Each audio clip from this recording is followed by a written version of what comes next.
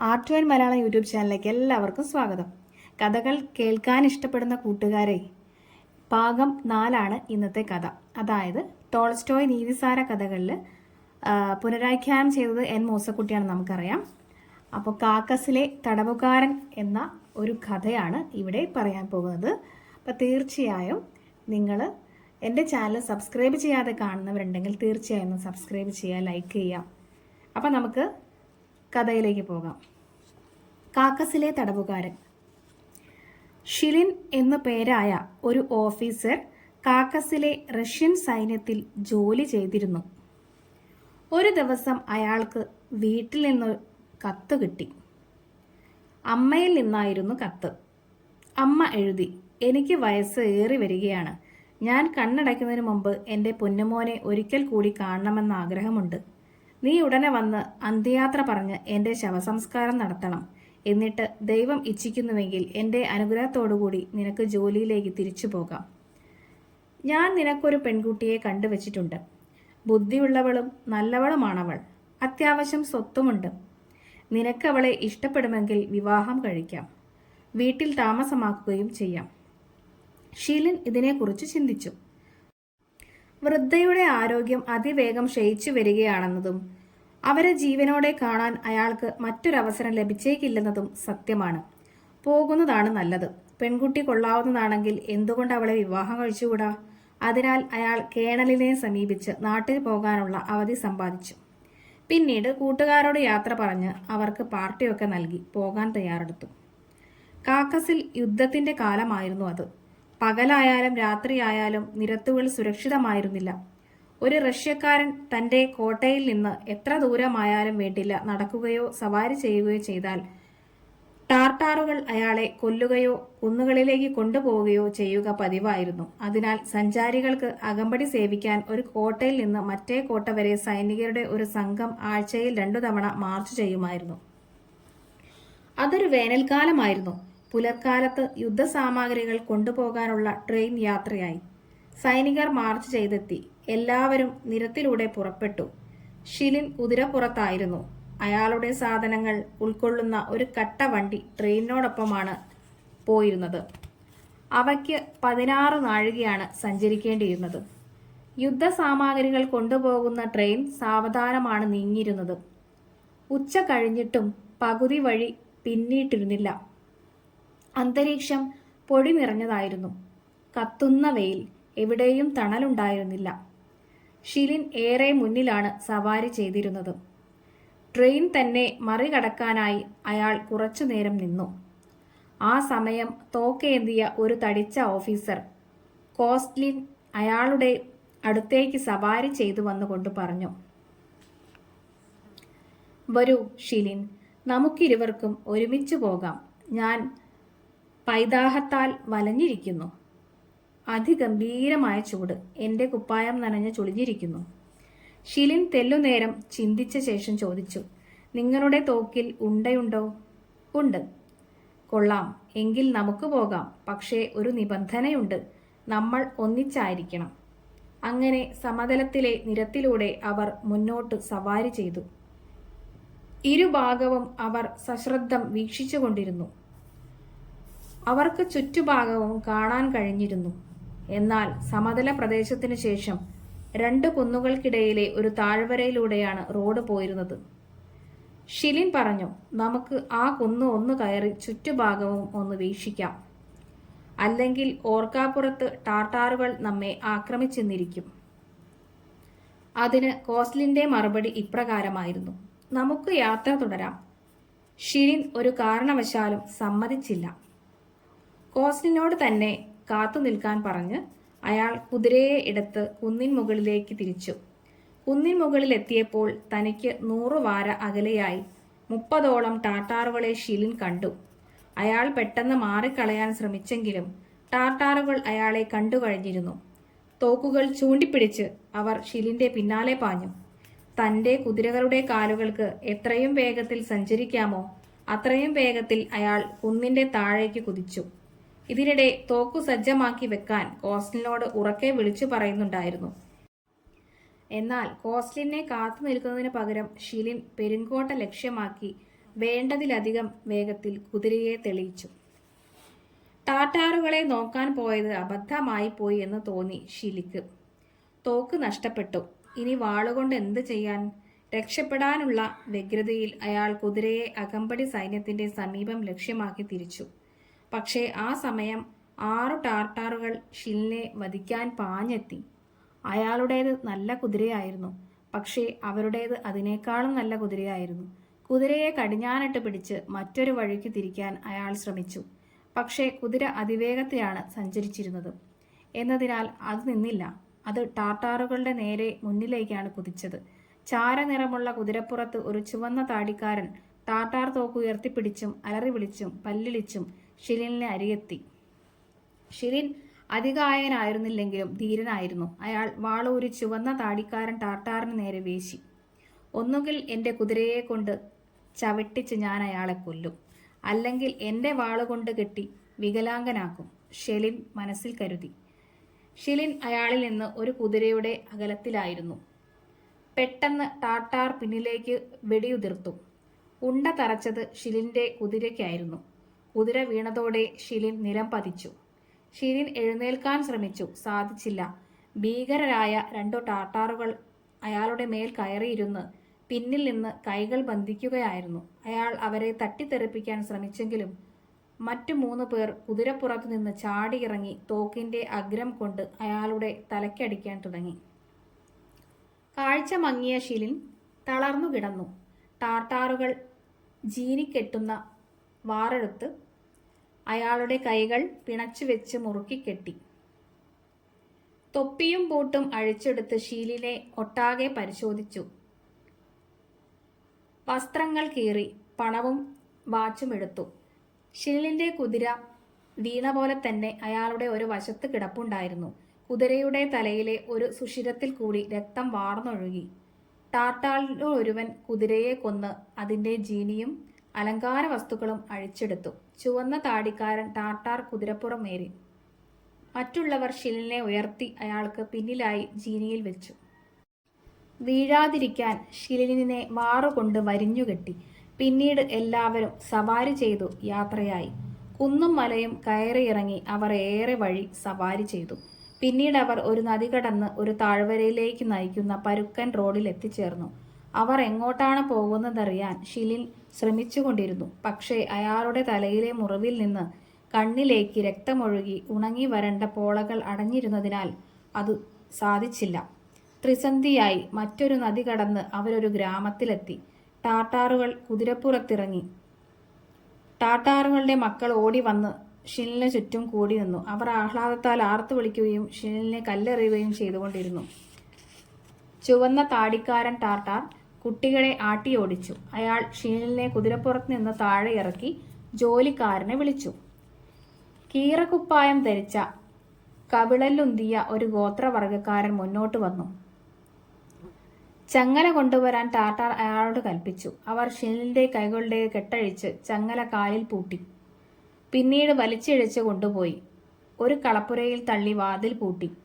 ഷിലിൻ ഒരു ചാണക കൂമ്പാരത്തിന് മേലെയാണ് വീണത്. തെല്ലിട അയാൾ അനങ്ങാതെ കിടന്നു. പിന്നീട് തപ്പിത്തടഞ്ഞ് മൃദുവായ ഒരിടം കണ്ടെത്തി.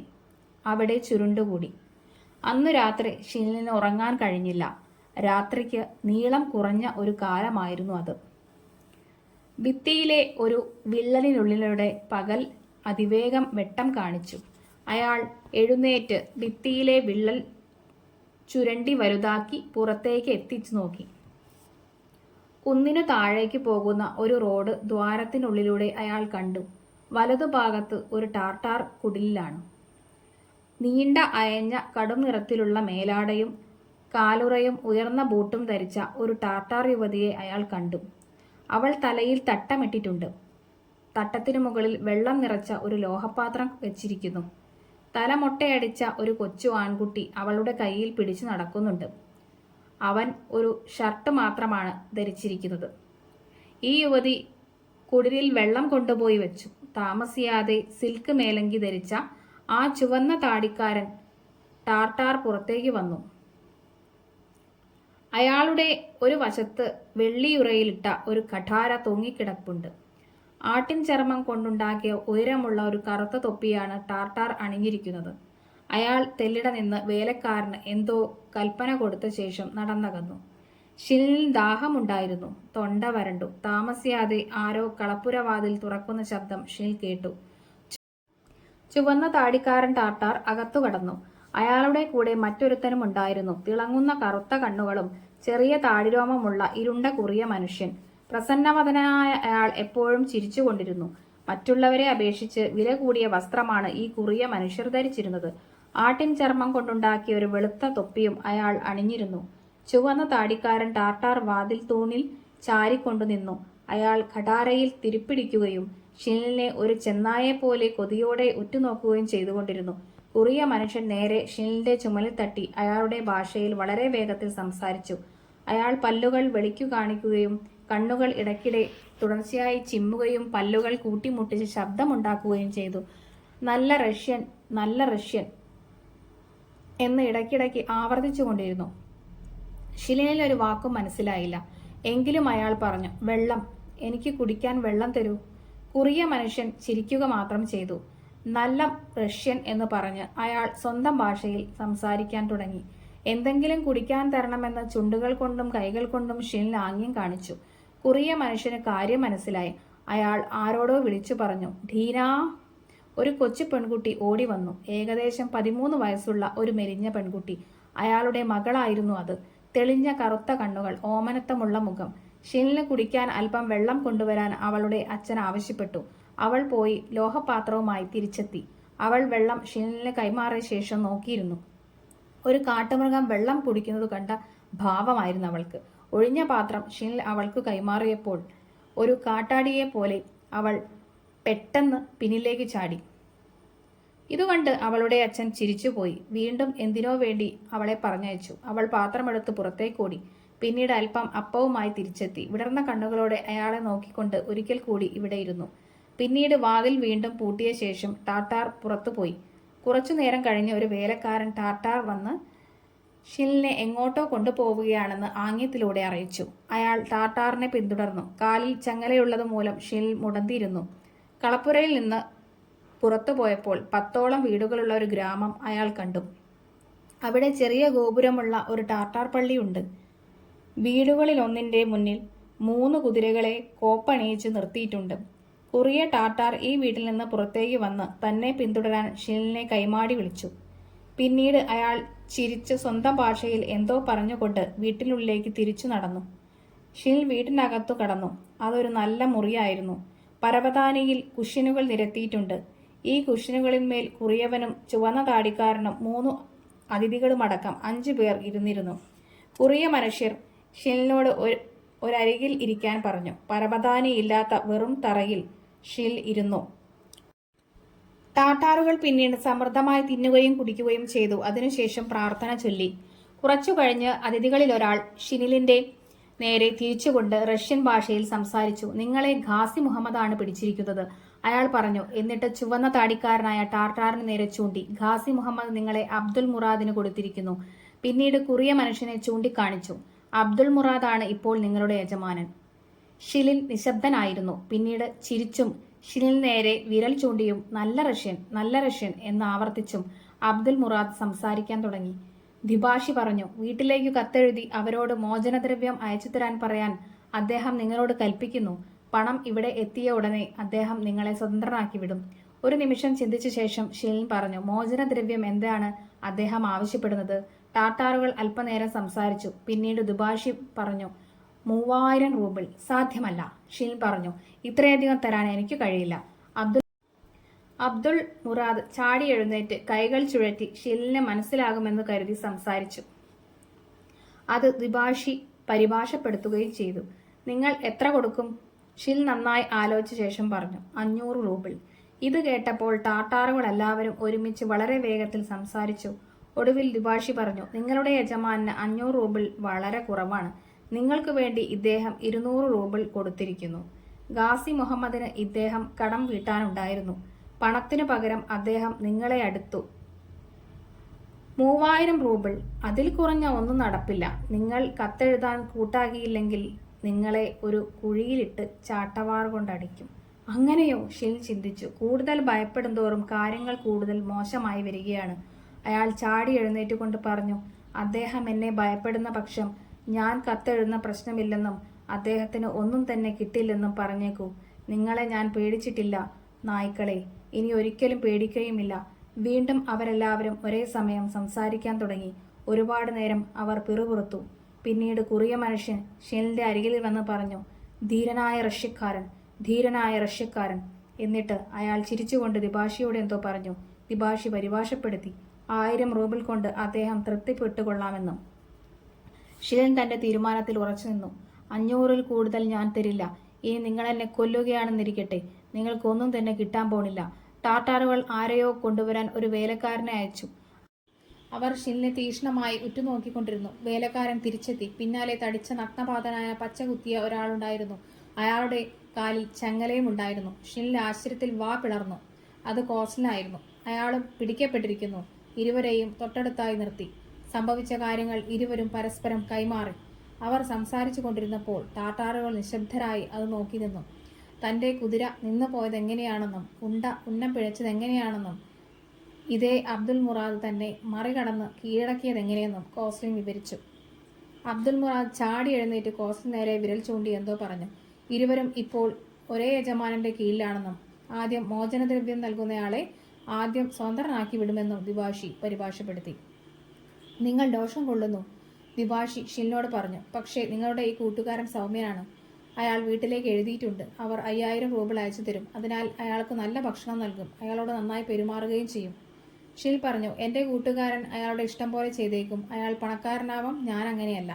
ഞാൻ എന്റെ അഭിപ്രായത്തിൽ ഉറച്ചു നിൽക്കുന്നു. വേണമെങ്കിൽ എന്നെ കൊന്നോളൂ. അതിലൂടെ നിങ്ങൾക്കൊന്നും ലഭിക്കില്ല. എന്തു വന്നാലും 500 റൂബിൾ കൂടുതൽ വേണ്ടി ഞാൻ കത്തെഴുതില്ല. അവർ മൗനം അവലംബിച്ചു. അബ്ദുൽ മുറാദ് പെട്ടെന്ന് ചെറിയൊരു പെട്ടി കൊണ്ടുവന്നു. ഒരു പേനയും മഷിയും ഒരു കഷ്ണം കടലാസും എടുത്ത് ഷിലിന് കൊടുത്തു. ചുമലിൽ തട്ടിക്കൊണ്ട് കത്തെഴുതണമെന്ന് ആംഗ്യം കാണിച്ചു. 500 റൂബിളിന് അബ്ദുൽ മുറാദ് സമ്മതിച്ചു. ഇത്തിരി കാത്തു നിൽക്കൂ, ദിബാഷി ഷിലിനോട് പറഞ്ഞു. ഞങ്ങൾക്ക് നല്ല ഭക്ഷണം തരണമെന്നും ഒന്നിച്ചു പോകാൻ അനുവദിക്കണമെന്നും അദ്ദേഹത്തോട് പറയൂ. മാത്രമല്ല ഞങ്ങളുടെ കാലുകളിൽ നിന്ന് ഈ ചങ്ങല എടുത്തു മാറ്റുകയും വേണം. ഷിൽ തന്റെ യജമാനെ നോക്കി ചിരിച്ചു. യജമാനൻ അതിനോട് യോജിച്ചു. പക്ഷേ ചങ്ങല രാത്രിയിൽ മാത്രമേ മാറ്റൂ എന്ന് പറഞ്ഞു. അയാൾ ഷിലിനെ തോളിൽ തട്ടി ആശ്ചര്യഭാവത്തിൽ പറഞ്ഞു, നീ നല്ലത്, ഞാൻ നല്ലത്. ഷിൽ കത്തെഴുതിയെങ്കിലും വിലാസം തെറ്റാണ് എഴുതിയത്. കത്ത് ലക്ഷ്യസ്ഥാനത്ത് എത്തരുത് എന്നയാൾ തീരുമാനിച്ചു. ഒളിച്ചോടി പോവുകയായിരുന്നു അയാളുടെ ഉദ്ദേശം. ആ 2 റഷ്യക്കാരെയും കളപ്പുരയിലേക്ക് തിരിച്ചു കൊണ്ടുപോയി. അല്പം ചോളത്തിന്റെ വൈക്കോൽ, ഒരു പാത്രം വെള്ളം, അല്പം അപ്പം, പഴയ 2 മേലങ്കികൾ, ഒരു ജോഡി ദ്രവിക്കാറായ സൈനിക ബൂട്ടുകൾ എന്നിവ അവർക്കു നൽകി. രാത്രിയിൽ അവരുടെ ചങ്ങലകൾ അഴിച്ചു മാറ്റിയ ശേഷം കളപ്പുരയിൽ അടച്ചുപൂട്ടി. ഷിലിനും സുഹൃത്തിനും ഇതേ രീതിയിൽ ഒരു മാസം ജീവിച്ചു. യജമാൻ എപ്പോഴും ചിരിച്ചുകൊണ്ട് പറയും, നീ ഇവാൻ നല്ലത്, ഞാൻ അബ്ദുൽ നല്ലത്. പക്ഷേ അയാൾ അവർക്കു നൽകിയ ഭക്ഷണം മോശമായിരുന്നു. ചിലപ്പോൾ വേവിക്കാത്ത അപ്പം പോലും തിന്നേണ്ടി വന്നു. കോസ്ലിൻ വീട്ടിലേക്ക് 2ാമത് തവണയും എഴുതി. പണം എത്താൻ കാത്ത് അവർ പല രീതിയിൽ ദിവസങ്ങൾ തള്ളി നീക്കി. ചിലപ്പോൾ ദിവസങ്ങളോളം ഒരേ ഇരിപ്പിരിക്കും. തന്റെ കത്ത് എവിടെയും എത്തില്ലെന്ന് ഷിലിന് അറിയാമായിരുന്നു. അയാൾ മറ്റൊരു കത്ത് എഴുതിയില്ല. എന്റെ മോചനദ്രവ്യം തരാൻ മാത്രം പണം അമ്മയ്ക്ക് എങ്ങനെ കിട്ടും? ഞാൻ അയക്കുന്ന പണത്തിനെ ആശ്രയിച്ചാണ് അമ്മ മുഖ്യമായും കഴിഞ്ഞുകൂടുന്നത്. 500 റൂബിൾ ഉണ്ടാക്കിയെന്നാൽ അമ്മ നശിച്ചത് തന്നെ. ദൈവത്തിന്റെ സഹായത്തോടെ ഞാൻ എങ്ങനെയെങ്കിലും രക്ഷപ്പെടും, അയാൾ ചിന്തിച്ചു. അതിനാൽ എങ്ങനെ ഒളിച്ചോടണമെന്നതിനെക്കുറിച്ച് അയാൾ ആസൂത്രണം ചെയ്തുകൊണ്ടിരുന്നു. ഗ്രാമത്തിൽ അങ്ങുമിങ്ങും ചൂടം വിളിച്ചുകൊണ്ട് അയാൾ നടക്കും. അല്ലെങ്കിൽ കളിമണ്ണ് കൊണ്ട് പാവകൾ ഉണ്ടാക്കുകയോ വള്ളികൾ കൊണ്ട് കുട്ട നെയ്യുകയോ ചെയ്യാം. കാരണം ഷിൽ നല്ലൊരു കരകൗശല വിദഗ്ധൻ കൂടിയായിരുന്നു. ഒരിക്കൽ മൂക്കും കൈകാലുകളുമുള്ളൊരു പാവയുണ്ടാക്കി അതിനെ ടാർട്ടാറുകളുടെ മേലങ്കി അണിയിപ്പിച്ച് ഷിൽ മേൽപ്പുരയിൽ വെച്ചു. ടാർട്ടാർ പെണ്ണുങ്ങൾ വെള്ളം കോരാൻ പുറത്തു വന്നപ്പോൾ യജമാന്റെ മകൾ ധീന പാവയെ കണ്ട് പെണ്ണുങ്ങളെ വിളിച്ചുകൂട്ടി. അവർ കുടം താഴെ വെച്ച് പാവയെ നോക്കി ചിരിച്ചു. ഷിൽ പാവയെ താഴേക്കെടുത്ത് പെണ്ണുങ്ങൾക്ക് നേരെ നീട്ടി. അവർ ചിരിച്ചെങ്കിലും അത് വാങ്ങാൻ ധൈര്യപ്പെട്ടില്ല. അയാൾ പാവയെ ഒരിടത്ത് വെച്ച് കളപ്പുരയിലേക്ക് പോയി. എന്തു സംഭവിക്കുന്ന കാണാൻ കാത്തിരുന്നു. ഡീന പാവയുടെ അടുത്തേക്ക് ചെന്ന് 4 പാട് നോക്കി അതെടുത്ത് ഓടിപ്പോയി. പുലർച്ചയ്ക്ക് ഷിലിൻ പുറത്തോട് കണ്ണൊടിച്ചു. ഡീന വീട്ടിന് പുറത്തു വന്ന് ഉമ്മറപ്പടിയിൽ പാവയുമായി ഇരിപ്പുറപ്പിച്ചു. ചുവന്ന തുണിക്കഷ്ണങ്ങൾ കൊണ്ട് അവൾ അതിനെ ഉടുപ്പണിയിച്ചിട്ടുണ്ട്. ഒരു കുഞ്ഞിനെ എന്ന പോലെ ടാർട്ടാർ താരാട്ട് പാടി അവൾ അതിനെ താലോലിച്ചു. ഒരു വൃദ്ധ വന്ന് അവളെ ശകാരിച്ചു. പാവയെ തട്ടിപ്പറിച്ചെടുത്ത് അതിനെ കഷ്ണങ്ങളാക്കി. എന്നിട്ട് ഡീനയോട് അവളുടെ പണി നോക്കാൻ പറഞ്ഞു. എന്നാൽ ഷിൽ മുമ്പത്തേക്കാൾ നല്ലൊരു പാവയുണ്ടാക്കി ഡീനയ്ക്ക് കൊടുത്തു. ഒരിക്കൽ ഡീന ചെറിയൊരു പാത്രം കൊണ്ടുവന്ന് നിലത്ത് വെച്ചു. പാത്രത്തിലേക്ക് ചൂണ്ടിക്കാണിച്ച് അയാളുടെ മുഖത്ത് ഉറ്റുനോക്കി പുഞ്ചിരിച്ചു. വെള്ളമാണെന്ന് വിചാരിച്ച് ഷിൽ പാത്രം കൈയെടുത്തു. പക്ഷേ അത് പാലായിരുന്നു. അയാൾ പറഞ്ഞു, ഇത് കൊള്ളാം. ഡീനയ്ക്ക് വളരെ സന്തോഷമായ. അവൾ കൈകൊട്ടി തുള്ളിച്ചാടി പാത്രമെടുത്ത് ഓടിപ്പോയി. ഇതിനുശേഷം അവൾ ആട്ടിൻ പാലിലുണ്ടാക്കിയ വെണ്ണ ഷിലിന് കൊണ്ടുവന്ന് കൊടുക്കുക പതിവായിരുന്നു. ഒരിക്കൽ ഒരു കഷ്ണം ആട്ടിറച്ചി പോലും കൊണ്ടുവന്ന് കൊടുത്തു. അവൾ ഈ സാധനങ്ങൾ എറിഞ്ഞു കൊടുത്ത് ഓടിപ്പോവുകയായിരുന്നു പതിവ്. ഒരു ദിവസം വലിയൊരു കൊടുങ്കാറ്റുണ്ടായി. മഴ ഒരു മണിക്കൂറോളം കോരിച്ചൊരിഞ്ഞു. എല്ലാ അരുവികളും കലങ്ങി മറിഞ്ഞു. ചിറ്റാറുകൾ സർവത്ര നിറഞ്ഞു കവിഞ്ഞൊഴുകി. കൊടുങ്കാറ്റ് ശമിച്ചപ്പോൾ ഗ്രാമത്തിലെ തെരുവിലൂടെ വെള്ളം അരുവികളിലേക്ക് ഒഴുകി. ഷിൽ തന്റെ യജമാനന്റെ പക്കൽ നിന്ന് ഒരു കത്തി കടം വാങ്ങി. അതുപയോഗിച്ച് ചെറിയൊരു സ്തംഭകോണം രൂപപ്പെടുത്തി. ചെറിയ പലകകൾ മുറിച്ച് ചെറിയൊരു ചക്രമുണ്ടാക്കി. എന്നിട്ട് അതിന്മേൽ ഓരോ വശങ്ങളിലും 2 പാവകളെ ഘടിപ്പിച്ചു. കൊച്ചു പെൺകുട്ടികൾ കൊണ്ടുവന്ന തുണിക്കഷ്ണങ്ങൾ ഉപയോഗിച്ച് അയാൾ പാവയെ ഉടുപ്പണിയിച്ചു. പാവകളിൽ നിന്ന് ഒരു കൃഷിക്കാരനും മറ്റത് ഒരു കൃഷിക്കാരിയും. പിന്നീട് പാവകളെ അതത് സ്ഥലത്ത് ഉറപ്പിച്ച് അരുവിയുടെ ഒഴുക്കിനനുസരിച്ച് പ്രവർത്തിക്കാത്ത വിധം ചക്രം ഘടിപ്പിച്ചു. ചക്രം തിരിക്കാനും പാവകൾ നൃത്തം ചെയ്യാനും തുടങ്ങി. ഗ്രാമത്തിലെ മുഴുവൻ ആൾക്കാരും ചുറ്റും കൂടി പാവകളെ അഭിനന്ദിച്ചു. അബ്ദുലിന്റെ പക്കൽ കേടുവന്ന ഒരു റഷ്യൻ ഘടികാരമുണ്ടായിരുന്നു. അയാൾ ഷിലിനെ വിളിച്ച് അത് കാണിച്ചു കൊടുത്തു. ഷിൽ ഘടികാരം നന്നാക്കി പ്രവർത്തന സജ്ജമാക്കി. ഇതിനുശേഷം ഷിലിന്റെ പ്രശസ്തി പരന്നു. തുടർന്ന് തോക്ക്, വാച്ച് എന്നിവ നന്നാക്കാനുള്ള വിദൂര ഗ്രാമത്തിൽ നിന്ന് പോലും ഷിലിനെ തേടി ടാറ്റാറുകളെത്തി. യജമാനൻ അയാൾക്ക് ചപണ, അരം, സൂചി തുടങ്ങിയ ചില ഉപകരണങ്ങൾ നൽകി. ഒരു ദിവസം രോഗബാധിതനായ ടാറ്റാറെ ചികിത്സിക്കാൻ ഷിലിനെ കൊണ്ടുപോയി. രോഗചികിത്സയെക്കുറിച്ച് ഷിലിനെ ഒന്നും അറിയായിരുന്നില്ലെങ്കിലും അയാൾ കൂടെ പോയി. അയാളുടെ രോഗം എങ്ങനെയെങ്കിലും മാറിക്കൊള്ളും ഷിൻ ചിന്തിച്ചു. കളപ്പുരയിലേക്ക് മടങ്ങി വന്ന് അയാൾ വെള്ളം മണലും കൂടി കൂട്ടിക്കലർത്തി ടാറ്റാറുകളുടെ സാന്നിധ്യത്തിൽ ചില മന്ത്രങ്ങൾ ഉരുവിട്ട് മിശ്രിതത്തിലേക്ക് ഊതി. എന്നിട്ട് രോഗിക്ക് കുടിക്കാൻ കൊടുത്തു. അയാളുടെ ഭാഗ്യത്തിന് രോഗി സുഖപ്പെട്ടു. ഷിൽ ടാറ്റാറുകളുടെ ഭാഷ കുറേശ്ശെ പഠിക്കാൻ തുടങ്ങി. ചില ടാറ്റാറുകൾ അയാളുടെ പരിചയക്കാരുമായി. എന്നാൽ മറ്റു ചിലർ വന്യമൃഗമെന്ന പോലെ അയാളെ സംശയത്തോടെയാണ് വീക്ഷിച്ചത്. ചുവന്ന താടിക്കാരൻ ടാർട്ടാർ ഇക്കൂട്ടത്തിൽപ്പെട്ടവനായിരുന്നു. ഷിലിനെ കാണുമ്പോഴൊക്കെ അയാൾ മുഖം തിരിക്കുകയോ ശാപവാക്കുകൾ ഉച്ചരിക്കുകയോ ചെയ്തു. എന്നാൽ അബ്ദുലിന് ഷിലിനെ ഇഷ്ടമായിരുന്നു. അയാൾ ചിരിച്ചുകൊണ്ട് റഷ്യൻ പറയും, നീ ഇവാൻ നല്ലത്, ഞാൻ അബ്ദുൽ നല്ലത്. മറ്റൊരു മാസവും കടന്നുപോയി. പകൽ സമയം ഷിൽ ഗ്രാമത്തിൽ ഉലാത്തുകയോ കരകൗശല വസ്തുക്കൾ ഉണ്ടാക്കുന്നതിൽ മുഴുകുകയോ ചെയ്തു. എന്നാൽ രാത്രിയിൽ ഗ്രാമത്തിലെ എല്ലാവരും നിശബ്ദരായിരുന്നപ്പോൾ കളപ്പുരയുടെ തറയിൽ അയാൾ കുഴിയുണ്ടാക്കി. കല്ലുകൾ കാരണം അത് എളുപ്പമുള്ള പണിയായിരുന്നില്ല. അരം ഉപയോഗിച്ച് കല്ലുകൾ രാഗി. ഒടുവിൽ ഭിത്തിക്കടിയിൽ പുറത്തു കടക്കാൻ പാകത്തിൽ ഒരു ദ്വാരവും ഉണ്ടാക്കി. ഭൂമിയുടെ കിടപ്പും പോകേണ്ട വഴിയും അറിയാൻ കഴിഞ്ഞെങ്കിൽ ടാർട്ടാർമാർ ആരും തന്നെ എനിക്കിത് പറഞ്ഞു തന്നില്ലല്ലോ, അയാൾ ചിന്തിച്ചു. അതിനാൽ യജമാനൻ വീട്ടിലില്ലാത്തൊരു സമയം ഷിൽ തിരഞ്ഞെടുത്തു. ഗ്രാമത്തിനപ്പുറമുള്ള കുന്നുകയറി ചുറ്റുഭാഗം നിരീക്ഷിക്കാൻ ഭക്ഷണശേഷം അയാൾ പുറപ്പെട്ടു. എന്നാൽ വീട് വിട്ടുപോകുന്നതിന് മുമ്പ് യജമാനൻ തന്റെ മകനോട് ഷിലിനെ നിരീക്ഷിക്കണമെന്നും അയാളുടെ മേൽ എപ്പോഴും ഒരു കണ്ണ് വേണമെന്നും നിർദ്ദേശിച്ചു.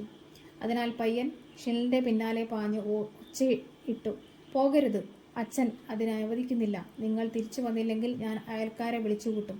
ഷിൽ പറഞ്ഞു, ഞാൻ അധിക ദൂരത്തേക്കൊന്നും പോകുന്നില്ല, മല കയറുന്നേ ഉള്ളൂ. എനിക്കൊരു പച്ചമരുന്ന് കിട്ടണം രോഗികളെ ചികിത്സിക്കാൻ. വിരോധമില്ലെങ്കിൽ നീയും എൻ്റെ കൂടെ വന്നോളൂ. കാലിൽ ചങ്ങലയുള്ള എനിക്ക് എങ്ങനെ ഓടിപ്പോകാനാകും? നാളെ ഞാൻ നിനക്ക് ഒരു അമ്പും വില്ലും ഉണ്ടാക്കിത്തരാം. പയ്യനെ അയാൾ അനുനയിപ്പിച്ചു. അങ്ങനെ അവർ രണ്ടുപേരും പോയി. ചങ്ങല മൂലം വളരെ ബുദ്ധിമുട്ടിയാണ് ഷിൽ കുന്നിന് മുകളിൽ എത്തിയത്. കുന്നിന് മുകളിൽ നിന്ന് ഭൂമിയുടെ കിടപ്പെങ്ങനെയെന്ന് അയാൾ സശ്രദ്ധം വീക്ഷിച്ചു. രക്ഷപ്പെട്ടാൽ റഷ്യൻ കോട്ടയിൽ എത്തണമെങ്കിൽ 2 വിദൂര കുന്നുകൾക്കിടയിൽ കൂടി തനിക്ക് സഞ്ചരിക്കേണ്ടി വരുമെന്ന് അയാൾക്ക് ഇപ്പോൾ മനസ്സിലായി. സൂര്യൻ അസ്തമിക്കുകയായിരുന്നു. മുല്ലമാരുടെ വാങ്കുവിളി കേൾക്കാനായി അവിടെ ഇരുന്നു. വീട്ടിലേക്ക് പോകാം എന്ന് പയ്യൻ ആവർത്തിച്ചു പറഞ്ഞുകൊണ്ടിരുന്നു. പക്ഷേ ഷിലിന് അവിടെ നിന്ന് പോകണമെന്ന് തോന്നിയില്ല. അവസാനം ഇരുവരും തിരിച്ചുപോയി. ഷിലിൻ മനസ്സിൽ കരുതി, ഇപ്പോഴെനിക്ക് വഴിയറിയാം, രക്ഷപ്പെടേണ്ട സമയമായി. അന്നു രാത്രി ഒളിച്ചോടി പോകേണ്ടതിനെക്കുറിച്ച് അയാൾ ചിന്തിച്ചു. നിലാവില്ലാത്ത ഇരുണ്ട രാത്രികളായിരുന്നുവെങ്കിലും ദൗർഭാഗ്യത്തിന് ടാർട്ടാറുകൾ അന്നു രാത്രി വീട്ടിൽ തിരിച്ചെത്തി. മുന്നിൽ കന്നുകാലികളെ തെളിച്ച് ഉത്സാഹത്തോടെയാണ് അവർ സാധാരണയായി തിരിച്ചെത്തുക പതിവ്. പക്ഷേ ഇത്തവണ കന്നുകാലികൾ ഉണ്ടായിരുന്നില്ല. അവർ വീട്ടിലേക്ക് കൊണ്ടുവന്നത് ടാർട്ടാറിന്റെ മൃതദേഹമാണ്. ചുവന്ന താടിക്കാരന്റെ സഹോദരന്റെ ശവം. അയാൾ കൊലപ്പെട്ടതാണ്. ദുഃഖിതരായാണ് അവർ തിരിച്ചെത്തിയത്. ഖബറടക്കത്തിന് എല്ലാവരും ഒത്തുകൂടി. അത് കാണാൻ ഷിലിനും പുറത്തു വന്നു. ഖബറടക്കത്തിന് ശേഷം ചരമ അടിയന്തരം നടന്നു. അത് 3 ദിവസം നീണ്ടു നിന്നു. എല്ലാ ടാർട്ടാറുകളും വീട്ടിൽ സന്നിഹിതരായിരുന്നു. 4-ാം ദിവസം ഭക്ഷണ സമയത്ത് അവർ അകലെയെങ്ങോ പോകാൻ തയ്യാറെടുക്കുന്നതിൽ ഷിൽ കണ്ടു. എന്നാൽ അബ്ദുൽ വീട്ടിൽ തന്നെ തങ്ങി. അന്ന് കറുത്ത വാവായിരുന്നു. ഈ രാത്രി തന്നെ രക്ഷപ്പെടാനുള്ള സമയം ഷിൽ കരുതി. അയാൾ കോസ്റ്റിനോട് വിവരം പറഞ്ഞു. എന്നാൽ കോസ്റ്റിന്റെ പ്രതികരണം അയാളുടെ മനസ്സിടിച്ചു. നമുക്ക് എങ്ങനെ രക്ഷപ്പെടാൻ കഴിയും? ഓസ്റ്റൻ ചോദിച്ചു. നമുക്ക് വഴി പോലെ അറിഞ്ഞുകൂടല്ലോ. എനിക്ക് വഴി അറിയാം, ഷിനിൽ പറഞ്ഞു. വഴി അറിയാമെങ്കിൽ നമുക്കൊരു രാത്രി കൊണ്ട് കോട്ടയിലെത്താൻ കഴിയില്ല, ഓസ്റ്റൻ അഭിപ്രായപ്പെട്ടു. നമുക്കതിന് കഴിയില്ലെങ്കിൽ നമ്മൾ കാട്ടിലുറങ്ങും, ഷിനിൽ പറഞ്ഞു. ഇതാ നോക്കൂ, ഞാൻ അല്പം പാൽ കെട്ടി സൂക്ഷിച്ചു ഇവിടെ ഇങ്ങനെ വിഷണ്ണരായി തൂങ്ങിയിരിക്കുന്നത് കൊണ്ട് എന്തു നേട്ടം? നിങ്ങൾക്കുള്ള മോചനദ്രവ്യം അവർ അയച്ചു തരികയാണെങ്കിൽ നല്ലതു തന്നെ. പക്ഷേ അവർക്ക് അത്രയും തുക സ്വരൂപിക്കാൻ പറ്റില്ലല്ലോ. ടാറ്റാറുകൾ ഇപ്പോൾ കുപിതരാണ്. റഷ്യക്കാർ അവരിലൊരാൾ കൊന്നിരിക്കുന്നതാണെന്നാണ് കാരണം. അവരിപ്പോൾ നമ്മളെ കൊല്ലുന്നതിനെക്കുറിച്ചാണ് സംസാരിക്കുന്നത്. കോസ്ലിൻ ഈ പ്രശ്നത്തെക്കുറിച്ച് ഗാഢമായി ചിന്തിച്ചു. ശരി, നമുക്ക് ഒളിച്ചോടാം, അവസാനം അയാൾ പറഞ്ഞു. ഷിനിൽ ദ്വാരത്തിനുള്ളിലേക്ക് ആഴ്ന്നിറങ്ങി. തടിയനായ കോസ്ലിനോട് കൂടി കടക്കത്തക്ക വിധം ദ്വാരത്തിന്റെ വീതി കൂട്ടി. പിന്നീട് ഗ്രാമത്തിൽ എല്ലാവരും ശാന്തരാകുന്നവരെ ഇരുവരും കാത്തിരുന്നു. അന്തരീക്ഷം നിശബ്ദമായപ്പോൾ ഷിനിൽ ഭിത്തിയിലൂടെ ഇഴഞ്ഞ് പുറത്തു കടന്ന് കൂടെ വരാൻ കോസ്ലിനോട് പതിയെ പറഞ്ഞു. കോസ്ലിൻ പുറത്തേക്ക് ഇഴഞ്ഞു കടന്നു. അങ്ങനെ അയാൾ ഇഴയുമ്പോൾ കാലൊരു കല്ല് തട്ടി ശബ്ദമുണ്ടായി. യജമാന് വളരെ ചൂരനായൊരു കാവൽനായുണ്ട്. ഷിനിൽ അതിന് ബോധപൂർവ്വം തീറ്റ കൊടുക്കുക പതിവായിരുന്നു. നായ ശബ്ദം കേട്ട് കുരച്ചു ചാടാൻ തുടങ്ങി. ഗ്രാമത്തിലെ മറ്റു നായ്ക്കളും ഇതിനെ തുടർന്ന് കുരച്ചു. ഷിനിൽ ചെറുതായ ഒന്ന് ചൂളമടിച്ച് നായയ്ക്ക് ഒരു കഷ്ണം പാൽക്കട്ടി എറിഞ്ഞു കൊടുത്തു. നായയ്ക്ക് ഷിനിലെ മനസ്സിലായി. അതുകൊണ്ട് വാലാട്ടി കുര നിർത്തി. ഷിനിലും കോസ്ലിനും ഒരു മൂലയിൽ തെല്ലിട മറഞ്ഞു നിന്നു. എല്ലാം വീണ്ടും ശാന്തമായി. ഇരുട്ടായിരുന്നു. നക്ഷത്രങ്ങൾ നേരെ തലയ്ക്ക് മുകളിൽ, താഴ്വരകൾ മൂടൽ മഞ്ഞ് പാലുപോലെ വെളുത്തത്. ഷിനിൽ എഴുന്നേറ്റ് കൂട്ടുകാരനോട് പറഞ്ഞു. സുഹൃത്തെ, കൂടെ വരൂ. അവർ പുറപ്പെട്ടു. അവർ ഒരു പറമ്പിലൂടെ കടന്ന് കുന്നിൻ ചെരുവിലൂടെ നദിയിലൂടെ കടന്ന് താഴ്വരയിലേക്ക് പോയി. മഞ്ഞു മൂലമുള്ള കുളിർമയിൽ നടക്കുക എളുപ്പമായിരുന്നു. പഴകി തേഞ്ഞിരുന്നതിനാൽ അവരുടെ ബൂട്ടുകൾ മാത്രമാണ് അസൗകര്യം സൃഷ്ടിച്ചിരുന്നത്. ഷിനിൽ തന്റെ ബൂട്ട് അഴിച്ചെടുത്ത് വലിച്ചെറിഞ്ഞു. നഗ്നപാതനായി നടന്നു. ഒരു കല്ലിൽ നിന്ന് മറ്റൊരു കല്ലിലെ ചാടിക്കൊണ്ട് നക്ഷത്രങ്ങൾ അവർക്ക് വഴി കാണിച്ചു കൊടുത്തു. സാവധാനം നടക്കൂ, കോസ്ലിൻ പറഞ്ഞു. ഈ നശിച്ച ബൂട്ടുകൾ എൻ്റെ കാലിലെ തൊലി ഉരിച്ചിരിക്കുന്നു. അവ വലിച്ചെറിയൂ, ഷിനിൽ പറഞ്ഞു. അവയില്ലാതെ നടക്കുകയായിരിക്കും കൂടുതൽ എളുപ്പം. കോസ്ലിൻ നഗ്നപാതനായി നടന്നു. കല്ലുകൾ അയാളുടെ കാലുകളിൽ മുറിവേൽപ്പിച്ചു. നടത്തം പതുക്കെയായി. ഷിനിൽ പറഞ്ഞു. തൻ്റെ കാലിൽ മുറിവേറ്റാൽ അത് വീണ്ടും ഭേദപ്പെടും. എന്നാൽ ടാറ്റാറുകൾ നമ്മളെ കൊന്നാൽ കാര്യം അതിനേക്കാൾ വഷളാകും. കോസ്ലിൻ മറുപടി പറഞ്ഞില്ല. മുഴുവൻ സമയം വേദനയാൽ ഞരങ്ങിക്കൊണ്ട് മുന്നോട്ട് നടന്നു. അവർ താഴ്വരയിലൂടെ ഒരുപാട് ദൂരം പിന്നിട്ടു. വലത്തോട്ട് തിരിഞ്ഞപ്പോൾ നായ്ക്കൾ കുരയ്ക്കുന്നു കേട്ടു. ഷിനിൽ അല്പം നേരം ചുറ്റുഭാഗം വീക്ഷിച്ചു. എന്നിട്ട് കൈകൾ കൊണ്ട് തപ്പിത്തടഞ്ഞ് കുന്നു കയറാൻ തുടങ്ങി. അയ്യോ, ഷിനിൽ പറഞ്ഞു. നമുക്ക് വഴി തെറ്റി. വല്ലാതെ വലത്തോട്ടാണ് നമ്മൾ സഞ്ചരിച്ചത്. ഇവിടെ മറ്റൊരു ഗ്രാമമുണ്ട്. ഞാൻ കുന്നിൻമുകളിൽ നിന്ന് കണ്ടത്. നമുക്ക് പിന്തിരിഞ്ഞ് ആ കുന്നു കയറി ഇടത്തോട്ട് തിരിയണം. അവിടെ ഒരു കാടുണ്ടെന്ന് തോന്നുന്നു. പക്ഷേ കോസ്ലിൻ പറഞ്ഞു. ഒരു മിനിറ്റ് കാത്തു നിൽക്കൂ, എനിക്ക് ശ്വാസം നേരെ വീഴട്ടെ. എൻ്റെ പാദങ്ങൾ മുറിഞ്ഞ് ചോരയൊലിക്കുന്നു. സാരമില്ല സുഹൃത്തെ, അത് ഉണങ്ങിക്കൊള്ളും. താൻ ലഘുവായി ചാടിച്ചാടി നടക്കൂ. ദാ ഇതുപോലെ. ഷിനിൽ പിറകിലേക്ക് ഇടതുവശത്തേക്ക് തിരിഞ്ഞു. തിരക്കിട്ട് കാട് ലക്ഷ്യമാക്കി കുന്നു കയറി. കോസ്ലിൻ അപ്പോഴും പിന്നിലായിരുന്നു. വേദനയാൽ ഞരങ്ങുകയും ചെയ്തുകൊണ്ടിരുന്നു. എന്ന് മാത്രം ശബ്ദിച്ചുകൊണ്ട് ഷിനിൽ നടന്നുകൊണ്ടേയിരുന്നു. കുന്നു കയറിയപ്പോൾ ഷിനിൽ നേരത്തെ പറഞ്ഞ പോലെ അവരൊരു കാട് കണ്ടു. കാട്ടിലൂടെ നടന്ന അവരുടെ വസ്ത്രം മുൾച്ചെടികളുടെ മുനകളേറ്റ് കീറി. അവസാനം അവരൊരു പാതയിലെത്തി. അതിലൂടെ നടന്നു. നിൽക്കൂ! അവർ വഴിയിൽ കുതിരക്കുളമ്പടി കേട്ടു. അല്പനേരം കാതോർത്ത് നിന്നു. കുറച്ചു കഴിഞ്ഞപ്പോൾ ശബ്ദം നിലച്ചു. യാത്ര തുടർന്നപ്പോൾ വീണ്ടും കുളമ്പടി വെച്ച. അവർ നടത്തം നിർത്തിയപ്പോൾ അത് നിന്നു. ശബ്ദം കേട്ടതിലേക്ക് ഷിനിൽ നുഴഞ്ഞു ചെന്നു. ഇരുട്ട് അധികമില്ലാത്ത ഇടത്ത് വഴിയിൽ എന്തോ നിൽക്കുന്നതായി അയാൾ കണ്ടു.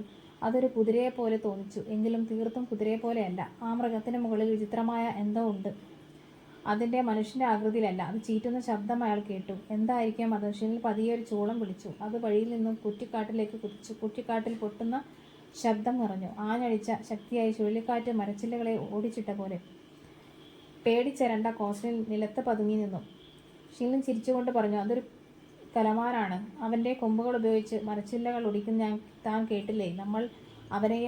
അവൻ നമ്മളെയും ഭയപ്പെടുന്നു. അവർ യാത്ര തുടർന്നു. നക്ഷത്രങ്ങൾ പൊരിഞ്ഞുകൊണ്ടിരുന്നു. പ്രഭാതത്തോടടുത്തു. ശരിയായ വഴിക്കാണോ തെറ്റായ വഴിക്കാണോ പോകുന്നതെന്ന് അവർക്ക് അറിയില്ലായിരുന്നു. ടാറ്റാറുകൾ തന്നെ കൊണ്ടുവന്ന വഴി ഇതാണെന്ന് ഷിനിൽ കണക്കുകൂട്ടി. ഇനി റഷ്യൻ കോട്ടയിലേക്ക് 7 നാഴിക കൂടിയുള്ളൂ. കുറച്ചു കഴിഞ്ഞപ്പോൾ അവർ മരങ്ങൾ വെട്ടിമാറ്റിയ ഒരിടത്ത് എത്തിച്ചേർന്നു. കോസ്ലിൻ ഇരുന്നുകൊണ്ട് പറഞ്ഞു. തനിക്കിഷ്ടമുള്ളത് ചെയ്യൂ. എനിക്കിനി ഒരടി മുന്നോട്ട് വെക്കാൻ പറ്റില്ല. എൻ്റെ കാല് എന്നെ വഹിക്കില്ല. ഷിനിൽ കൂട്ടുകാരനെ ഉത്സാഹപ്പെടുത്തി ശ്രമിച്ചു. ഇല്ല, ഞാൻ ഒരിക്കലും ഇവിടെ എത്തില്ല. എനിക്കത് കഴിയില്ല. ദ്വേഷം വന്ന ഷിനിൽ അയാളോട് പരുക്കനായി സംസാരിച്ചു. ശരി, എങ്കിൽ ഞാൻ തനിയെ പോകുന്നു. Good bye. കോസ്ലിൻ ചാടി എഴുന്നേറ്റ് കൂട്ടുകാരനെ പിന്തുടർന്നു. അവർ മറ്റൊരു 3 നാഴിക കൂടി നടന്നു. കാട്ടിലെ മൂടൽ മഞ്ഞ് കൂടുതൽ കനത്തിരുന്നു. മുന്നിൽ ഒരു വാര അകലെ പോലും അവർ കാണാൻ കഴിഞ്ഞില്ല. നക്ഷത്രങ്ങളുടെ ശോഭ മങ്ങിയിരിക്കുന്നു. പെട്ടെന്ന് അവർക്ക് മുന്നിൽ കുതിരക്കുളമ്പടി ഒച്ച കേട്ടു. ലാടങ്ങൾ കല്ലിൽ അടിക്കുന്നത് വ്യക്തമായി കേൾക്കാം. ഷീൽ നിലത്ത് കമഴ്ന്നു കിടന്ന് ഭൂമിയിൽ ചെവി വെച്ചു നോക്കി. അയ്യോ, അത് തന്നെയാണല്ലോ, ആ കുതിരക്കാരൻ നമുക്ക് നേരെ വരുന്നു. അവർ വഴിയിൽ നിന്നു തെന്നി മാറി പൊന്തക്കാട്ടിൽ ഒളിച്ചു കാത്തിരുന്നു. പിന്നീട് ഷീൽ നിരത്തിലേക്ക് ഇഴഞ്ഞ് സൂക്ഷിച്ചു നോക്കി. മൂളിപ്പാട്ട് പാടി പശുവിനെ തെളിച്ച് കുതിരപ്പുറത്ത് വന്ന ഒരു ടാറ്റാറിനെ അയാൾ കണ്ടു. ടാറ്റാർ അതിവേഗം സവാരി ചെയ്ത് മറഞ്ഞു. ഷീൽ കോസ്റ്റിനടുത്തേക്ക് മുടങ്ങി. ദൈവം സഹായിച്ചു, നമ്മളെ കാണാതെ അയാൾ കടന്നുപോയി. എഴുന്നേൽക്കൂ, നമുക്ക് യാത്ര തുടരാം. കോസ്റ്റിന് എഴുന്നേൽക്കാൻ ശ്രമിച്ചെങ്കിലും വീണുപോയി. എനിക്ക് വയ്യ, സത്യമായിട്ടും എനിക്ക് വയ്യ. എനിക്ക് തരിമ്പും ശക്തിയില്ല. ഭാരമേറിയവനും തടിയനുമായ അയാൾ നന്നായി വിയർക്കുന്നുണ്ടായിരുന്നു. മഞ്ഞിന്റെ തണുപ്പും പാദങ്ങൊട്ടാകെയുള്ള മുറിവുകളും മൂലം അയാൾ തീർത്തും മുടന്തനായി കഴിഞ്ഞിരിക്കുന്നു. ഷീൽ അയാളെ പിടിച്ചെഴുന്നേൽപ്പിക്കാൻ ശ്രമിച്ചു. പെട്ടെന്ന് അയാൾ വേദന കൊണ്ട് ഉറക്കെ നിലവിളിച്ചു. അയ്യോ, വേദനിക്കുന്നു. ഷീലിന്റെ മനസ്സ് ഇടിഞ്ഞുപോയി. എന്തിനാണ് താൻ നിലവിളിക്കുന്നത്? ടാറ്റാർ ഇപ്പോഴും നമുക്ക് അടുത്തു തന്നെയാണ്. തന്റെ അലർച്ച അയാൾ കേട്ടിട്ടുണ്ടാകും. എന്നിട്ട് ഷീൽ ചിന്തിച്ചു, ഇയാൾക്ക് ശരിക്കും വയ്യാതായിരിക്കുന്നു. ഇയാളെ ഞാനിനി എന്താണ് ചെയ്യേണ്ടത്? ഒരു കൂട്ടുകാരനെ വഴിയിൽ ഉപേക്ഷിച്ചു പോകുന്നത് നല്ലതല്ല. അയാൾ കോസ്റ്റിനെ എഴുന്നേൽപ്പിച്ച് അയാളെയും വഹിച്ച് കുറ്റിക്കാട്ടിൽ നിരത്തിലൂടെ നടന്നു. ഷീലിന് തന്റെ ചുമട് വളരെ ഭാരമായി തോന്നി. അയാൾ പാദങ്ങളിൽ നിന്ന് ചോര ഒലിക്കുന്നുണ്ടായിരുന്നു. മാത്രമല്ല മതിയായ ക്ഷീണവും. കോസ്റ്റിന്റെ ഭാരം സമതുലനപ്പെടുത്താൻ അയാൾ ഇടയ്ക്കിടയ്ക്ക് നിന്നു. പിന്നെ വീണ്ടും നടന്നു. കോസ്റ്റിന്റെ അലർച്ച വാസ്തവത്തിൽ ടാറ്റാർ കേട്ടിരുന്നു. ഓരോ കുതിരപ്പുറത്തു വരുന്നതും ടാറ്റാർ ഭാഷയിൽ ഒച്ചയിടുന്നതിനും ഷീൽ കേട്ടു. അയാൾ പൊന്തക്കാടിനിടയിൽ വാണം വിട്ട പോലെ ഓടി മറഞ്ഞു. ടാറ്റാർ തോക്കെടുത്ത് വെടിയുതിർത്തെങ്കിലും അവർക്ക് ഏറ്റില്ല. അയാൾ സ്വന്തം ഭാഷയിൽ ഒച്ചയിട്ട് നിരത്തിൽ നിന്ന് മാറി കുതിരയെ ഓടിച്ചു. സുഹൃത്തെ, നാം പരാജയപ്പെട്ടിരിക്കുന്നു, ഷീൽ പറഞ്ഞു. നമ്മെ വേട്ടയാടാൻ ആ നായ ടാറ്റാറുകളെ വിളിച്ചു വരുത്തും. ഇവിടെ 2 നാഴിക അകലെയെങ്കിലും നീങ്ങിയില്ലെങ്കിൽ നമ്മൾ തുരഞ്ഞു തന്നെ. എന്നിട്ട് അയാൾ ഇപ്രകാരം പറഞ്ഞുകൊണ്ട് സ്വയം ശപിച്ചു. ഈ പൊണ്ണ തടിയനെ ഞാൻ എന്തിനാണ് ഇങ്ങോട്ട് കെട്ടിവലിക്കുന്നത്? തനിച്ചായിരുന്നെങ്കിൽ എനിക്ക് എപ്പോഴോ രക്ഷപ്പെടായിരുന്നു. തനിച്ചു പോകൂ, കോസ്റ്റിൻ പറഞ്ഞു. ഞാൻ മൂലം താനെന്തിനും ശിക്ഷിക്കപ്പെടണം. ഇല്ല, ഞാൻ പോവില്ല. ഒരു സുഹൃത്തിനെ ഉപേക്ഷിക്കുന്നത് ഉചിതമല്ല. അയാൾ കോസ്റ്റിനെ വീണ്ടും ചുമലേറ്റി മറ്റൊരു അരനാഴികയോളം ഏന്തി വലിഞ്ഞ് നടന്നു. അവർ അപ്പോഴും കാട്ടിലിരുന്നു. കാട്ടിന്റെ അറ്റം കാണാൻ അവർക്ക് കഴിഞ്ഞില്ല. ഷീലിന്റെ തീർത്തും തളർന്നു പോയിരുന്നു. അവർ പാതയ്ക്കരികിലെ ഒരു നീരുറവയ്ക്ക് സമീപത്തെത്തി. ഷീലിൻ കോസ്റ്റിനെ താഴെ ഇറക്കി. നമുക്ക് അല്പം വിശ്രമിക്കുകയും വെള്ളം കുടിക്കുകയുമാകാം, ഷീൽ പറഞ്ഞു. കുറച്ച് പാൽക്കട്ടി കഴിക്കുകയും ചെയ്യാം. ഇനി അധികം വഴി ഉണ്ടെന്ന് തോന്നുന്നില്ല. എന്നാൽ വെള്ളം കുടിക്കാൻ തുടങ്ങുമ്പോഴേക്കും തനിക്ക് പിന്നിൽ കുടമ്പടി ഒച്ച ഷീൽ കേട്ടു. വീണ്ടും അവർ പൊന്തക്കാട്ടിൽ പോയി മറഞ്ഞു. കുത്തനെയുള്ള ഒരു ചെരിവിനടിയിൽ അവർ കിടന്നു. അവർ ടാറ്റാറുകളുടെ ശബ്ദം കേട്ടു. അവർ നിരത്തിൽ നിന്നും തിരിഞ്ഞ അതേ സ്ഥാനത്ത് നിന്ന് ടാറ്റാറുകൾ നിലയുറപ്പിച്ചു. ഒരു നിമിഷവും നേരം കൊണ്ട് കഴിഞ്ഞ് അവർ ഒരു നായയെ മണം പിടിക്കാൻ വിട്ടു. ചുള്ളിക്കമ്പുകൾ ഒടിയുന്ന ഒരു ശബ്ദം കേട്ടു. അസാധാരണമായ ഒരു നായ കുറ്റിക്കാടുകൾക്കിടയിൽ പിന്നിൽ നിന്ന് പ്രത്യേക ശബ്ദം കേട്ടു. അതെവിടെ നിന്ന് കുരയ്ക്കാൻ തുടങ്ങി. പിന്നീട് അപരിചിതരായ ചില ടാറ്റാറുകൾ വന്ന് ഷീലിനെയും കോസ്റ്റിനെയും പിടികൂടി. അവിടെ കെട്ടിവരിഞ്ഞ് കുതിരപ്പുറത്ത് വെച്ച് ഓടിക്കൊണ്ടുപോയി. അവർ 2 നാഴിക പിന്നിട്ടപ്പോൾ അബ്ദുലിനെ കണ്ടുമുട്ടി. കൂടെ മറ്റു 2 ടാറ്റാറുകളുമുണ്ട്. അപരിചിതമായി സംസാരിച്ച ശേഷം ഷീലിനും കോസ്റ്റിനെയും അയാളുടെ സ്വന്തം 2 കുതിരകളെയും മേൽ കയറ്റിവെച്ച് ഗ്രാമത്തിലേക്ക് തിരിച്ചു. ഇത്തവണ അബ്ദുൽ ചിരിച്ചില്ല. അവരോട് ഒരു വാക്ക് ഉരിയാടിയതുമില്ല. നേരം പുലരുമ്പോഴേക്കും അവർ ഗ്രാമത്തിലെത്തിച്ചേർന്നു. കുട്ടികൾ അവർക്ക് ചുറ്റും കൂട്ടം കൂടി കല്ലെറിയുകയും ആർത്തു വിളിക്കുകയും ചാട്ടവാർ കൊണ്ട് അടിക്കുകയും ചെയ്തു. ഒളിച്ച ഓട്ടക്കാരായ ഈ 2 പേരെ എന്തു ചെയ്യണമെന്ന് ചർച്ച ചെയ്യാൻ ടാറ്റാറുകൾ വട്ടം കൂടി. അവസാന തീരുമാനം അബ്ദുലിന് വിട്ടുകൊടുത്തു. അവർ പിരിഞ്ഞുപോയി. ടാറ്റാറുകൾ പോയി കഴിഞ്ഞപ്പോൾ അബ്ദുൽ ഷീലിന്റെയും കോസ്റ്റിന്റെയും അടുത്തു വന്ന് പറഞ്ഞു, മോചനദ്രവ്യമായ തങ്ങളുടെ തുക 2 ആഴ്ചയ്ക്കുള്ളിൽ അയച്ചു തന്നില്ലെങ്കിൽ ഞാൻ നിങ്ങളെ ചാട്ടക്കടിക്കും. വീണ്ടും ചാടിപ്പോകാൻ ശ്രമിച്ചാൽ ഒരു പട്ടിയെപ്പോലെ ഞാൻ നിങ്ങളെ കൊല്ലും. ഒരു കത്തെഴുതൂ, അത് ശരിയായ രീതിയിൽ എഴുതൂ. അവർ കടലാസുകൾ കൊടുത്തു. അവർ കത്തുകൾ എഴുതി. കാലുകളിൽ ചങ്ങല വീണു. പള്ളിയുടെ പിന്നാലെ 12 ചതുരശ്ര അടിയുള്ള ആഴമേറിയൊരു കുഴിയിൽ അവർ കൊണ്ടുപോയിട്ടു. ജീവിതം അവർക്ക് കൂടുതൽ കയ്പും നിറഞ്ഞതായി. അവരുടെ കാലിലെ ചങ്ങല ഒരിക്കലും അടിച്ചു മാറ്റിയില്ല. ശുദ്ധമായി ശ്വസിക്കാൻ അവരെ പുറത്തേക്ക് കൊണ്ടുപോയതുമില്ല. നായ്ക്കൾക്കെന്ന പോലെ പാകം ചെയ്യാത്ത അപ്പം എറിഞ്ഞു കൊടുത്തു. ഒരു പാത്രത്തിൽ വെള്ളം കുഴിയിലേക്ക് ഇറക്കി കൊടുത്തു. ഈർപ്പമുള്ളതും വായുസഞ്ചാരമില്ലാത്തതുമായ ആ കുഴിയിൽ അസഹനീയമായ ദുർഗന്ധം. കോസ്റ്റിന് തീരെ വയ്യാതായി. ശരീരം വീർത്തു. ദേഹമാസകലം വേദനിച്ചു. അയാൾ സദാസമയം കരയുകയോ ഉറങ്ങുകയോ ചെയ്തു. ഷീലിന് അവശനായി. രക്ഷപ്പെടാനുള്ള മാർഗത്തെക്കുറിച്ച് അയാൾ ചിന്തിക്കാൻ പോലും കഴിഞ്ഞില്ല. ഷീലിന് ഒരു കിടങ്ങുണ്ടാകാൻ ശ്രമിച്ചു. എന്നാൽ മണ്ണിടാൻ സ്ഥലമുണ്ടായിരുന്നില്ല. അത് ശ്രദ്ധിച്ച യജമാൻ അയാളെ കൊല്ലുമെന്നും ഭീഷണിപ്പെടുത്തി.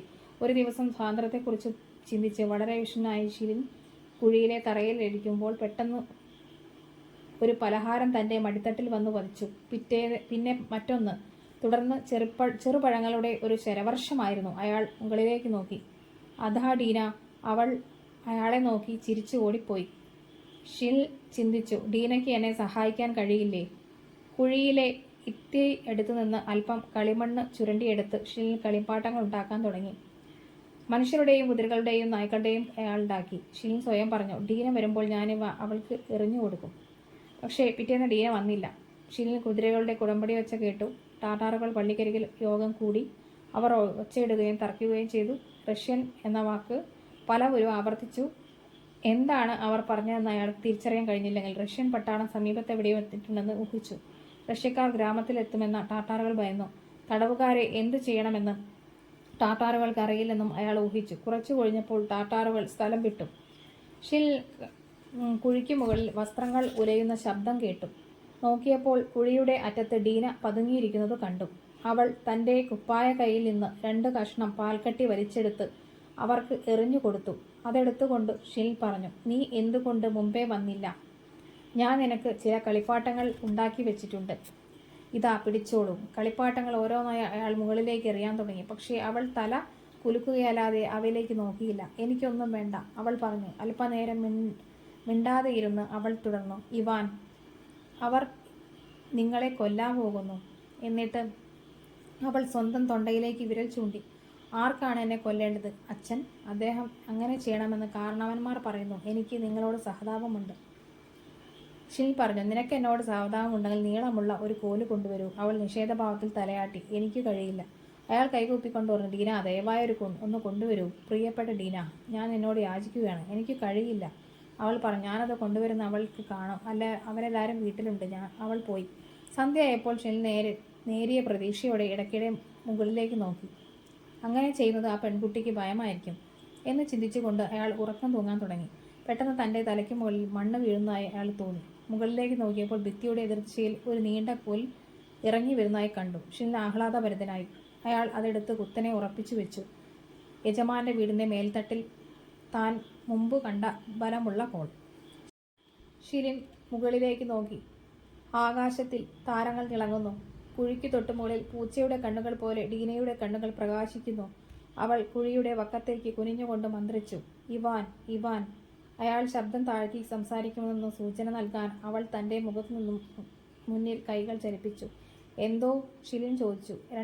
രണ്ടാളൊഴികെ എല്ലാവരും പോയി. അപ്പോൾ ഷിലിൻ പറഞ്ഞു, ശരി കോസ്ലിൻ, വരൂ, നമുക്ക് അവസാനമായി ഒന്ന് ശ്രമിച്ചു നോക്കാം. ഞാൻ തന്നെ സഹായിക്കാം. പക്ഷേ കോസ്ലിന് താല്പര്യമില്ലായിരുന്നു. വേണ്ട, അയാൾ പറഞ്ഞു. എനിക്കിവിടെ നിന്ന് രക്ഷപ്പെടാൻ പറ്റുന്നില്ലെന്ന് വ്യക്തമാണ്. എനിക്ക് ഒന്നും തിരിയാൻ പോലും ശക്തിയില്ലാത്ത അവസ്ഥയിൽ എങ്ങനെ പോകാൻ കഴിയും? ശരി, എങ്കിൽ ഗുഡ് ബൈ. എന്നെക്കുറിച്ച് മോശമായി ഒന്നും വിചാരിക്കരുത്. അവർ പരസ്പരം ചുംബിച്ചു. ഷിൽ ഡീനയോട് മുകളിൽ നിന്ന് കോല് പിടിക്കാൻ പറഞ്ഞ് കോലിലൂടെ കയറാൻ തുടങ്ങി. 1-2 തവണ വഴുതി വീണു. ചങ്ങല അയാളെ തടസ്സപ്പെടുത്തി. കോസ്ലിൻ അയാളെ സഹായിച്ചു. ഒരുവിധം ഷിൽ മുകളിലെത്തി. ഡീന തൻ്റെ സർവ്വശക്തിയും സംഭരിച്ച് ചിരിച്ചുകൊണ്ട് അയാളുടെ കുപ്പായം പിടിച്ചു വലിച്ചു. ഷിൽ കുഴിയുടെ വക്കത്തെത്തിയപ്പോൾ കോൽ പുറത്തേക്ക് വലിച്ചു കൊണ്ട് പറഞ്ഞു, കോല് അതിൻ്റെ സ്ഥാനത്ത് തിരിച്ചു കൊണ്ടുപോയി വെക്കൂ ഡീന, അല്ലെങ്കിൽ ഇത് അവരുടെ ശ്രദ്ധയിൽപ്പെടും. നിനക്ക് മർദ്ദനമേൽക്കേണ്ടതായി വരും. അവൾ കോല് വലിച്ചു കൊണ്ടുപോയി. ഷിൽ കിടന്നുറങ്ങിയ താഴെ എത്തിയപ്പോൾ പൂട്ട് മുറിക്കാൻ ശ്രമിച്ചു. പൂട്ട് നല്ല ബലമുള്ളതിനാൽ ശ്രമം പരാജയപ്പെട്ടു. അപ്പോൾ ആരോ കുന്നിറങ്ങി വരുന്ന നേരിയ ശബ്ദം കേട്ടു. അത് ഡീനയായിരുന്നു. അവൾ അടുത്തു വന്ന് ഒരു കല്ലെടുത്ത് പൂട്ട് പൊട്ടിക്കാൻ ശ്രമിച്ചു. പക്ഷേ അവളുടെ കൊച്ചു കൈകൾ ഇളം ചില്ലകൾ പോലെ മെലിഞ്ഞു. അവൾക്കതിനുള്ള കരുത്തുണ്ടായിരുന്നില്ല. അവൾ കല്ല് വലിച്ചെറിഞ്ഞ് കരയാൻ തുടങ്ങി. ഷിൽ വീണ്ടും പൂട്ട് തകർക്കാനുള്ള ശ്രമത്തിലേർപ്പെട്ടു. ഡീന ഷിലിന് ചുറ്റുഭാഗം നോക്കി. കുന്നുകൾക്ക് പിന്നിൽ ഇടതുഭാഗത്തൊരു ചുവന്ന വെളിച്ചം അയാൾ കണ്ടു. ചന്ദ്രൻ ഉദിച്ചു വരികയാണ്. ചന്ദ്രോദയത്തിനു മുമ്പ് താഴ്വര കടന്ന് എനിക്ക് കാട്ടിലെത്തണം, ഷിൽ തന്നെത്താൻ പറഞ്ഞു. അയാൾ എഴുന്നേറ്റ് കല്ല് വലിച്ചെറിഞ്ഞു. ചങ്ങല ഉണ്ടായാലും വേണ്ടില്ല, ഉണ്ടെങ്കിലും വേണ്ടില്ല, പോവുക തന്നെ. ഗുഡ് ബൈ, പ്രിയപ്പെട്ട ഡീന, അയാൾ പറഞ്ഞു. ഞാൻ നിന്നെ ഒരിക്കലും മറക്കില്ല. ഡീന അയാളുടെ കൈ പിടിച്ചു. താൻ കൊണ്ടുവന്ന പാൽക്കട്ടിയുടെ കഷ്ണങ്ങൾ വെക്കാൻ ഒരിടം തേടി അയാളുടെ ശരീരത്തിൽ പരതി. അയാളത് അവളതിൽ നിന്ന് വാങ്ങി. നിനക്കു ഞാൻ നന്ദി പറയുന്നു, എൻ്റെ കൊച്ചുകുട്ടി. ഞാൻ പോയി കഴിഞ്ഞാൽ നിനക്ക് ആരാണ് പാവകൾ ഉണ്ടാക്കി തരിക? അയാൾ അവളുടെ തലയിൽ തലോടി. ഡീന കൈകളിൽ മുഖം മറച്ച് പൊട്ടിക്കരഞ്ഞു. പിന്നെ ആട്ടിൻകുട്ടിയെപ്പോലെ അവൾ കുന്നിൻ മുകളിലേക്ക് ഓടിക്കയറി. ചങ്ങലക്കിട്ട കാലുകൾ വലിച്ചിഴച്ച് കൊണ്ടുപോകും ചന്ദ്രനുദിക്കുന്ന ദിക്ക് നോക്കി. അതുകൊണ്ടും ഷിലിൻ നിരത്തിലൂടെ നടന്നു. ഇപ്പോഴയാൾക്ക് വഴിയറിയാം. നേരെ പോവുകയാണെങ്കിൽ 6ഓളം നാഴിക നടക്കണം. ചന്ദ്രൻ പൂർണ്ണമായി ഉദിക്കുന്നതിന് മുമ്പ് അയാൾക്ക് കാട്ടിലെത്താൻ കഴിഞ്ഞിരുന്നുവെങ്കിൽ. ഷിൻ നടത്തം തുടർന്നു. തിരക്കിട്ടാണ് നടക്കുന്നതെങ്കിലും അതിനേക്കാൾ വേഗം ചന്ദ്രൻ സഞ്ചരിച്ചു. കുന്നിൻ മുകളിലെ വലതുഭാഗത്ത് പ്രകാശം എപ്പോഴേ പരന്നു. ആരെയും കണ്ടുമുട്ടാതെ അയാൾ വനത്തിലെത്തി. ഇരുണ്ട ഒരിടം തിരഞ്ഞെടുത്ത് അയാൾ വിശ്രമിക്കവേ അയാൾ പാൽക്കട്ടികളിൽ ഒരു കഷ്ണം തിന്നു. പിന്നീട് ചങ്ങല തകർക്കാൻ പറ്റിയ ഒരു കല്ല് കൈയിൽ കിട്ടിയപ്പോൾ കൈകൾ നോവുന്നവരെ അതിന് ശ്രമിച്ചു. പക്ഷേ കൂട്ട് പൊളിക്കാൻ കഴിഞ്ഞില്ല. അയാൾ എഴുന്നേറ്റ് നിരത്തിലൂടെ നടന്നു. കഷ്ടിച്ചൊരു നാഴിക നടന്നപ്പോൾ തീർത്തും തളർന്നു കഴിഞ്ഞിരിക്കുന്നു. പാദങ്ങൾ വേദനിക്കാൻ തുടങ്ങി. ഓരോ 10 മിനിറ്റിലും നിൽക്കേണ്ടതായി വന്നു. രാത്രി മുഴുവനും ഇപ്രകാരം യാത്ര തുടർന്നു. 2 ടാറ്റാറുകൾ അയാളെ കടന്നുപോയെങ്കിലും അവർ ഏറെ ദൂരം പിന്നിട്ട ശേഷമാണ് ശബ്ദം കേട്ടത്. ഷിനിൽ ഒരു മരത്തിനു പിന്നിൽ ഒളിച്ചു. പ്രഭാത മടുക്കാറായിട്ടും കാടിൻ്റെ അറ്റത്ത് അയാൾ എത്തിയിരുന്നില്ല. അയാൾ കുന്നിൻ്റെ അഗ്രഭാഗത്തെത്തി. ഇപ്പോൾ പൂർണ്ണമായ വെട്ടം വീണിരിക്കുന്നു.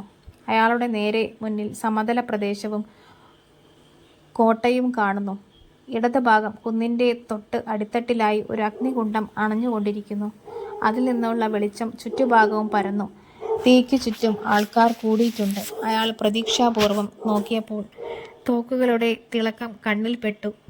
അവർ സൈനികരായിരുന്നു. റഷ്യക്കാരായ കൊസാക്കുകൾ. ഷിൽ ആഹ്ലാദഭരിതരായി അവശേഷിച്ച ശക്തി സംഭരിച്ച് കുന്നിറങ്ങാൻ തുടങ്ങി. അയാൾ തന്നെത്താൻ പറഞ്ഞു, ഇങ്ങനെ തുറന്ന സ്ഥലത്ത് നിൽക്കുന്ന എന്നെ കുതിരപ്പുറമേറിയ ഏതെങ്കിലും ടാർട്ടാർ കാണുന്ന ദൈവം തടയട്ടെ. ഈ വാക്കുകൾ പറഞ്ഞു തീരുമ്പോഴേക്കും 200ഓളം വാര അകലെ കുന്നിൻ്റെ ഇടത് ഭാഗത്ത് 3 ടാർട്ടാറുകളെ ഷിൽ കണ്ടു. അവർ അയാളെയും കണ്ടു. ടാർട്ടാറുകൾ ഷിലിനെ ലക്ഷ്യമാക്കി കുതിച്ചു. അയാളുടെ അവസാന പ്രതീക്ഷയും അസ്തമിച്ചു. കൈകൾ വീശി എല്ലാ ശക്തിയും ഉപയോഗിച്ച് അയാൾ ഉച്ചത്തിൽ വിളിച്ചുകൂവി, സഹോദരന്മാരെ, സഹോദരന്മാരെ, രക്ഷിക്കൂ. കൊസാക്കുകൾ അയാളുടെ ശബ്ദം കേട്ടു. അവരിൽ കുതിരപ്പുറമേറിയ ഒരു സംഘം ടാർട്ടാറുകളുടെ വഴി മുറിച്ച് ശരം കണക്കെ ഷിലിനെ ലക്ഷ്യമാക്കി കുതിച്ചു. കൊസാക്കുകൾ അകലെയും ടാർട്ടാറുകൾ അരികെയുമായിരുന്നു. ഷിൽ നിന്നും അന്ത്യശ്രമം നടത്തി.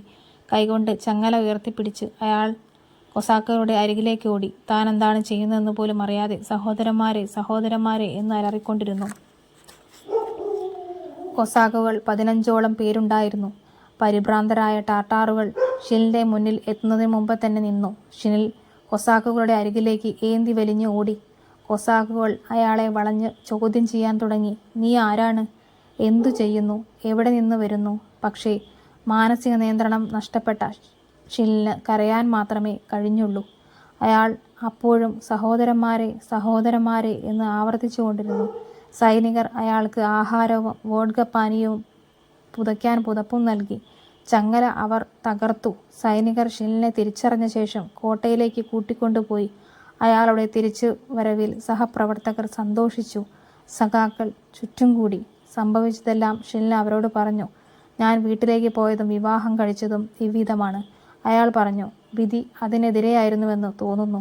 അങ്ങനെ ഷിനിൽ കാക്കസിലെ സേവനം തുടർന്നു. 1 മാസം കഴിഞ്ഞപ്പോൾ കോസ്ലിൻ സ്വതന്ത്രനായി. മോചനദ്രവ്യമായി 4000 റൂബിൾ കൊടുക്കേണ്ടി വന്നു. ടാർട്ടാറുകൾ അയാളെ തിരിച്ചെത്തിച്ചപ്പോഴേക്കും അയാൾ ഏതാണ്ട് ജീവച്ഛവമായി കഴിഞ്ഞിരിക്കുന്നു. എൻ്റെ പ്രിയ സുഹൃത്തുക്കളെ, ഭാഗം 4 കാക്കസിലെ തടവുകാരൻ എന്ന ഈയൊരു കഥാഭാഗം ഇവിടെ പൂർണ്ണമായിരിക്കുന്നു. ഇനിയുമുണ്ട് 2-3 കഥകൾ ടോൾസ്റ്റോയിലെ. അപ്പം ഞാൻ ഇതുപോലെ കഥയായിട്ട് ഇനി നിങ്ങളുടെ മുമ്പിലേക്ക് വരുന്നതാണ്. അതുപോലെ മറ്റു തരം വീഡിയോകളൊക്കെ ആയിട്ട് നിങ്ങളുടെ മുമ്പിലേക്ക് വരുന്നതാണ്. അപ്പോൾ ഈ കഥ നിങ്ങൾക്ക് കേൾക്കാൻ താല്പര്യപ്പെട്ടെങ്കിൽ നിങ്ങളുടെ അഭിപ്രായം കമൻ്റായിട്ട് എഴുതാം. അതുപോലെ തന്നെ ലൈക്ക് ചെയ്യുക, ഷെയർ ചെയ്യുക, കമൻറ്റ് ചെയ്യുക. സബ്സ്ക്രൈബ് ചെയ്യാതെ കാണുന്നവരുണ്ടെങ്കിൽ തീർച്ചയായും സബ്സ്ക്രൈബ് ചെയ്യണേ.